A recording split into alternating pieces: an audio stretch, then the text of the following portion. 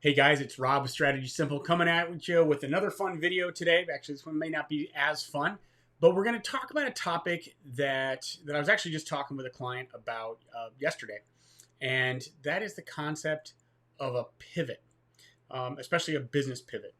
So I wanted to kind of just run through that with you guys. So what do I mean by a pivot, and how can you change trajectory with that pivot?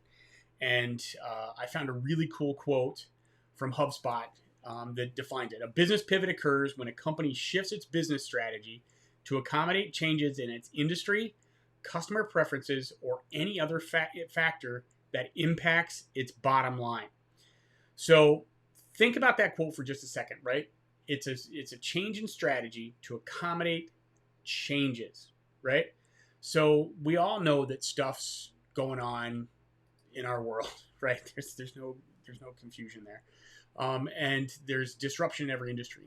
In the insurance industry, the online e-commerce ability for a lot of carriers is there. The fact that people are doing more online research.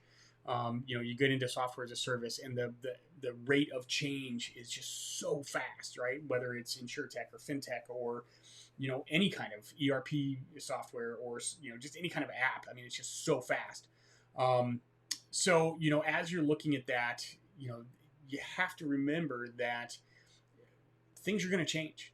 It is going to happen. So, I kind of wanted to go through and kind of chat about that because, what can we do to get there, right? I found this really fun video that kind of personifies, and I'm not a big sports analogy guy, but this is what I mean by pivot, right? And this is what happens when you do it. So, just watch this. Boop, pivot, and he gets through, right? So, watch it again. He goes up, oh. So if that was you with your competition, how is that relatable, right? He just changed direction, right? He's still moving down the field. He's still going down there, but he just changed where he was going and how he was going to get there to be able to get there, right? I mean, that's the main thing. There's going to be changes that happen there. So let's just go ahead and jump through a couple of these things here real fast, right? So I came up with a kind of a few things that you can change, right? So the main thing is if you're going to make a pivot, determine why you need to pivot. What changed in your market?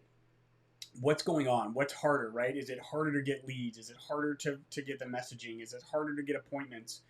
Right? What's going on? Can you not find the people that you're looking for, right? I mean, is your messaging not working as well? Are your sales team not able to convert as many when they're there? I mean, do they need help from an enablement standpoint? Like, what do you need to do? What do you need to pivot on? What will happen if you don't do it? And this is a big question, right? So if you don't pivot, if you don't make a change, what's going to happen? What's the worst case scenario, right? Determine the level of change needed. Is this a major change? Is this a small change in direction? Like what is that? And don't take it lightly. This is important, right? Get outside perspective and help if you need it, right? If this is something that's outside of your skill set, don't be afraid to ask for help, right? And then we're going to talk about, commit, right? And that's really kind of where it boils down to. So let's just kind of run through these real fast, right? So determine the why. What's going on in your market? Why do you need to make this change? Why do you need to make this pivot? And just document it. I mean, that's the main thing. A lot of people just kind of wing through it or they're not doing it. We're going into a weekend, right? You just came off of a holiday weekend. Most people probably aren't traveling. I don't know. But sit down for a moment and just think about what's going on in your business that's requiring you, that's giving you stress. First of all, what's going on? Why do you need to pivot, right? And just take a moment and think about it, right? And then while you're thinking about it, think about what will happen if you don't do this. Nothing. If that's the case, change for change's sake isn't always the best. Sometimes it's okay, but think about your team, think about your staff. If you make this kind of a change, what does it do? What does it do to them? What does it do for them? Right? And then think about the level of change needed, right? I mean, that's the main thing is, and if it's not going to be big, but it's going to make a difference, then go for it, right? The other one is get outside perspective and get help. And I bring that up because a lot of people, if you ask your team, they're going to have an opinion, but they're also cloistered, right? They're just not as available out there. So, if you're part of a networking group, ask that group. If you're part of a round table, right, where it's a safe place and you've got peers that are there, right? I've got a friend of mine that's really active in YPO, WPO, and he loves it, right? Because it's a safe place and he's got people that are invested in him.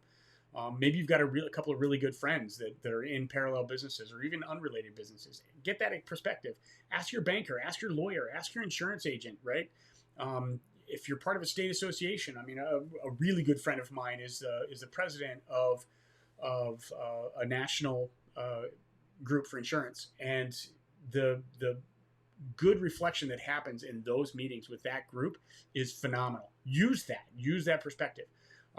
Use an outside consultant. I mean, look, that's kind of biased, right? I mean, that's what I do, but there's a lot of people that can give you outside perspective.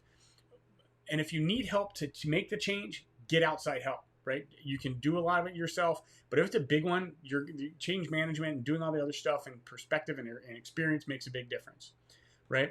And then the last one is if you're going to make the change, right? If you're going to do it, then there's just really one part to it, right?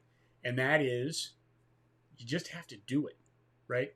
I mean, a lot of times companies, people, leaders, they think about it, they agonize over it, they just beat it to death, right? And it's no longer, maybe the need for change changed again. Not that it went back to the way that it was, but it's always going to be evolving, right? But you just have to make a change, man. Sometimes you just have to take action.